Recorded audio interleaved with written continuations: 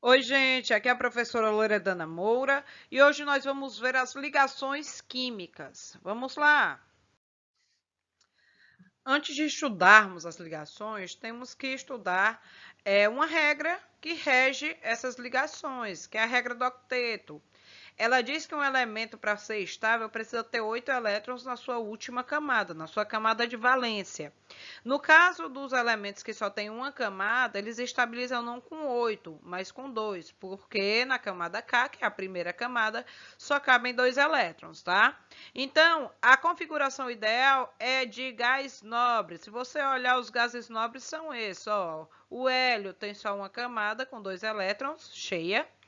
O neônio tem 8 na segunda camada, o argônio na terceira camada com 8, o criptônio na quarta camada também com 8 elétrons, o xenônio com 8 elétrons na quinta camada e o radônio com 6 camadas e 8 elétrons também. Gente, essas são as configurações ideais. Os outros elementos da tabela periódica precisam atingir essa configuração de gás nobre para poderem ser ditos estáveis, ok?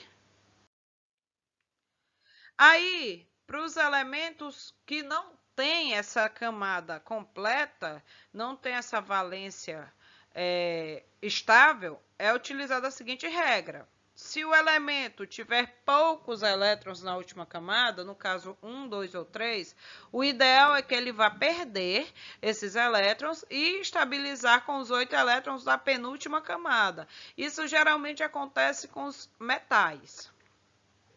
Se os elementos têm de 4 a 7 elétrons na última camada, aí eles tendem a ganhar os elétrons que estão faltando para chegar no octeto. Isso geralmente ocorre com os não metais. E, finalmente, uma observação. Lembre-se que o hidrogênio é o exemplo mais significativo de elemento que só tem a primeira camada, a camada K. O hidrogênio só tem um elétron na camada K. A distribuição eletrônica dele é 1s1. Então, para encher a camada dele, ele precisa ganhar só mais um para ficar 1s2.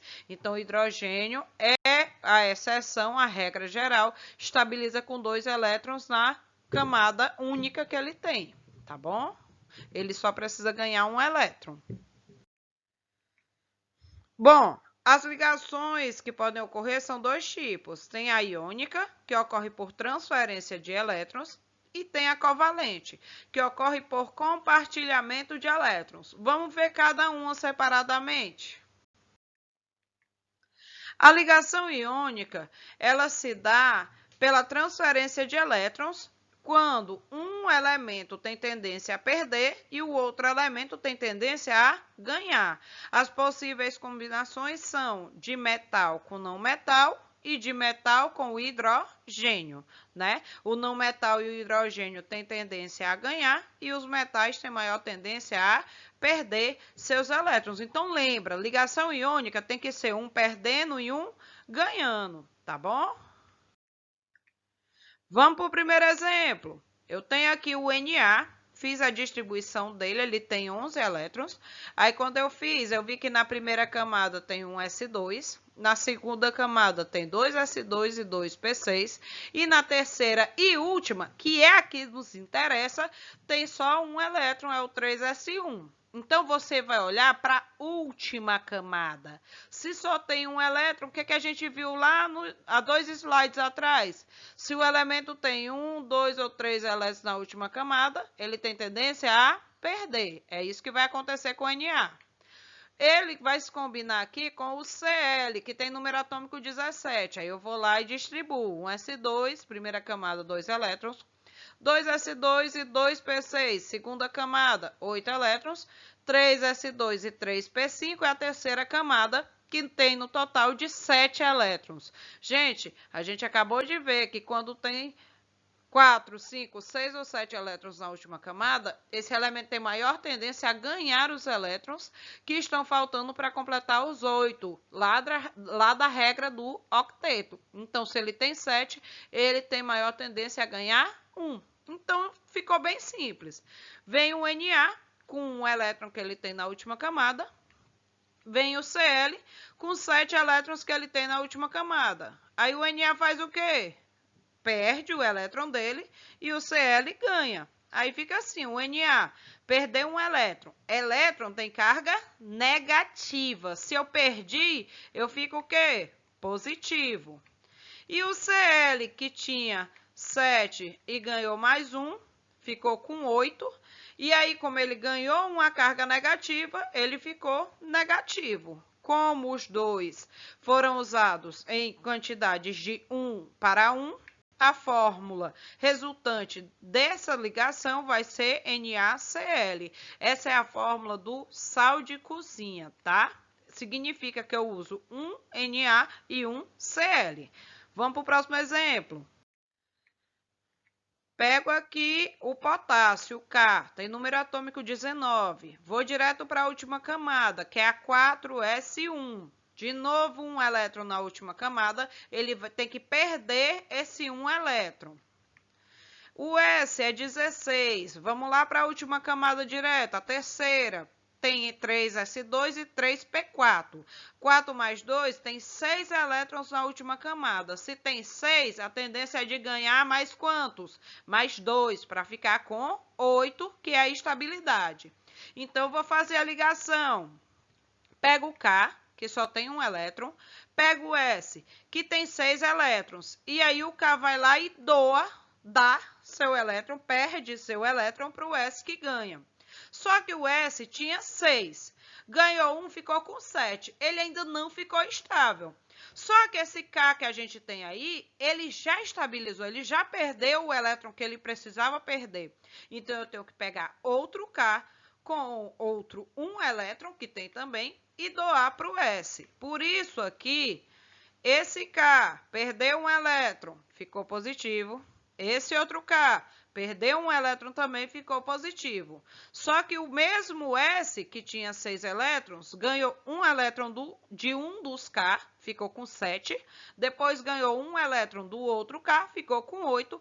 Por isso, ele ganhou 2 elétrons e ficou com carga negativa menos 2. Como é que fica a fórmula desse composto? É quantos de cada elemento você usou. Você usou K 2 vezes e o S uma vez. Então, a fórmula desse composto é K2S, ok? Agora, a ligação covalente, ela se dá por compartilhamento e aqui todos os elementos ganham. Gente, você pega como exemplo, você fazer uma atividade junto com um colega seu. Você tem uma caneta preta e seu colega tem uma caneta azul. Você pode escrever as perguntas com a sua caneta e ele com a caneta dele. E depois vocês trocam de caneta, vocês compartilham. As duas canetas podem ser usadas pelos dois alunos. Então, você empresta a sua azul para ele copiar. E ele empresta a dele para você, para mudar a cor na hora das respostas. Entendeu a associação? Vocês estão compartilhando. A caneta não deixou de ser sua, a caneta não deixou de ser dele, mas os dois podem utilizar as duas canetas, ok? Aqui, as combinações, elas podem ser feitas da seguinte forma. Posso combinar 2 não metais, posso combinar um não metal com hidrogênio e posso combinar 2 hidrogênios. Vamos para o primeiro exemplo. Eu quero combinar um hidrogênio com outro. O hidrogênio eu sei que tem só um elétron, é um S1. Na camada dele, é exceção, a regra do octeto, não precisa de 8, precisa só de 2. Se ele já tem 1, ganha mais 1. Aí eu vou fazer a fórmula eletrônica, vou mostrar os elétrons. Ó, vem um H com um elétronzinho dele, vem outro H com um elétronzinho também. Aí eles pegam, ó, compartilham. Tá vendo o elétron do um H e do outro? São as canetas de vocês. A caneta do um H ele emprestou para o outro e trocaram depois. E cada um ficou com 2 elétrons, ficou estável. A fórmula eletrônica é basicamente isso. Existe também a fórmula estrutural, que mostra a ligação sem os elétrons. Esse H se ligou por esse só com uma ligação, só com um compartilhamento. Esse tipo de ligação é chamada de ligação simples, quando compartilha só um par de elétrons. E, finalmente, a fórmula molecular, que vai me dizer quantos desse elemento eu usei. Ora, eu usei 2 Hs, então a fórmula é H2. Entendi não, professora? Vai de novo. Pois bora. Segundo exemplo.